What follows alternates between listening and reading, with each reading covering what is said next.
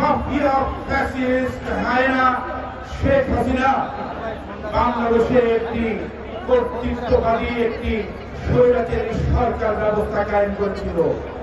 সেই কর্তৃত্ববাদী স্বৈরাচারী শেখ হাসিনা বাংলাদেশের মানুষের মৌলিক অধিকারগুলো কেড়ে নিয়েছিল, বাংলাদেশের মানুষের বাক স্বাধীনতা কেড়ে নিয়েছিল, বাংলাদেশের বিচার ব্যবস্থাকে একটি আত্মবহ বিচার ব্যবস্থায় পরিণত করে রেখেছিল, বাংলাদেশের মানুষকে ন্যায় বিচার থেকে বঞ্চিত করেছিল, বাংলাদেশকে একটি বৈষম্য রাষ্ট্রে পরিণত করেছিল এবং যেখানে বাংলাদেশের সংবিধানে পরিষ্কার করে রাখা আছে বাংলাদেশের প্রকৃত মালিক হচ্ছে এদেশের জনগণ। কিন্তু শেখ হাসিনা বাংলাদেশে গত 17 বছর বাংলাদেশের মালিক বাংলাদেশের জনগণকে সে দাসে পরিণত করে সে নিজের মালিকে পরিণত হয়েছিল। এই 17 বছরের মাফিয়া ফ্যাসিস্ট হাসিনার এই রাষ্ট্র যে বাংলাদেশকে একটি অকার্যকর ব্যর্থ রাষ্ট্রে পরিণত করেছিল এবং হাসিনা বাংলাদেশকে একটি লুটপাটের রাজ্যে পরিণত করেছিল, বাংলাদেশকে একটি দুর্নীতি পরায়ণ রাষ্ট্রে পরিণত করেছিল, বাংলাদেশের মানুষের ধর্মীয় স্বাধীনতা কেড়ে নিয়েছিল, এমনকি বাংলাদেশের আলেম সমাজকে কারাগারে প্রেরণ করে তাদের কণ্ঠরোধ করেছিল। আপনাদের নিশ্চয় মনে আছে 2013 সালের 5 মে শাপলা চত্বরে কিভাবে বাংলাদেশের আলেম সমাজকে হত্যা করা হয়েছিল।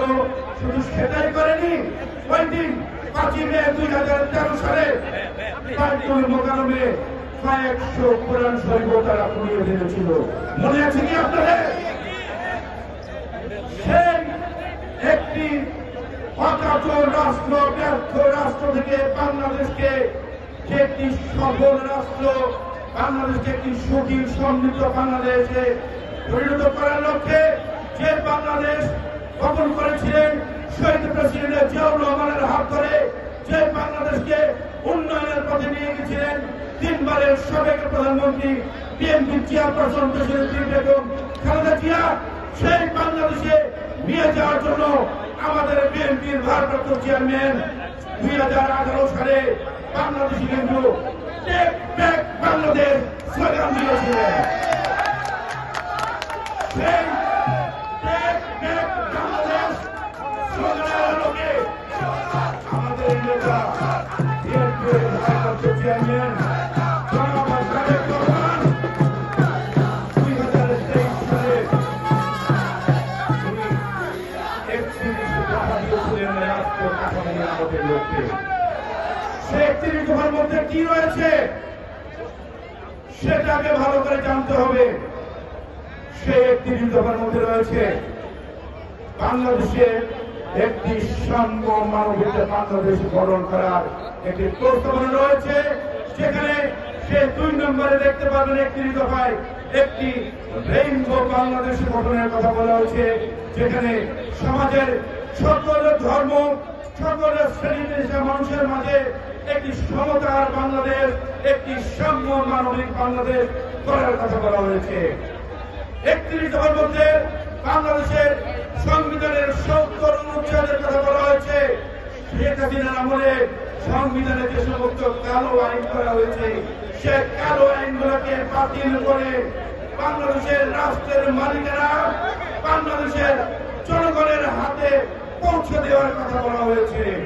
31 দফার মধ্যে বলা হয়েছে বাংলাদেশের সকল নাগরিক তারা যেন আদালতে গিয়ে একটু ন্যায় বিচার পায়, ন্যায় পালের মাধ্যমে একটি বাংলাদেশে একটি স্বাধীন একটি আইন ব্যবস্থার কথা বলা হয়েছে। বাংলাদেশের মানুষ আদালতের চত্বরে গিয়ে যেন তাদের ন্যায় বিচার নিশ্চিত হয়। বিএনপির ভারপ্রাপ্ত চেয়ারম্যান জনাব তারেক রহমান 31 দফার মধ্যে মানুষের বাক স্বাধীনতা ফেরত দেওয়ার কথা বলেছে। আপনাদের নিশ্চয় মনে আছে বিগত 17টি বছর এমনকি পবিত্র জুম্মার দিনেও আওয়ামী লীগের নেতারা মসজিদে ইমামের হাতে খুতবার কাগজ ধরিয়ে দিতেন, বলতেন এর বাইরে খুতবা দেওয়া যাবে না। মনে আছে 31 দফার মধ্যে আমাদের নেতা বিএনপির ভারপ্রাপ্ত চেয়ারম্যান জনাব তারেক রহমান আলেম সমাজকে সমাজের সবচেয়ে সম্মানিত জায়গায় বসার কথা বলেছেন এবং ধর্মীয় স্বাধীনতার সর্বোচ্চ নিশ্চিত করার কথা বলেছেন আমাদের নেতা। বাংলাদেশের মানুষের মৌলিক অধিকারগুলো ফেরত দেওয়ার লক্ষ্যে সর্বত্র গণতন্ত্র চর্চার কথা বলেছেন। আর কেউ যেন বাংলাদেশের মানুষের মৌলিক অধিকারগুলো যেন কেড়ে নিতে না পারে। 1972 সালে শেখ মুজিবুর রহমানের সময় লবণের কেজি 80 টাকা হয়েছিল, মনে আছে? আর শেখ হাসিনা আমাদেরকে 400 টাকা দরে পেঁয়াজ খাইয়েছে, মনে আছে? আমাদের নেতা জনাব তারেক রহমান সিন্ডিকেট ব্যবস্থাকে সম্পূর্ণরূপে নির্মূল করে দিয়ে ধ্বংস করার ঘোষণা দিয়েছেন ওই 31 দফার মধ্যে।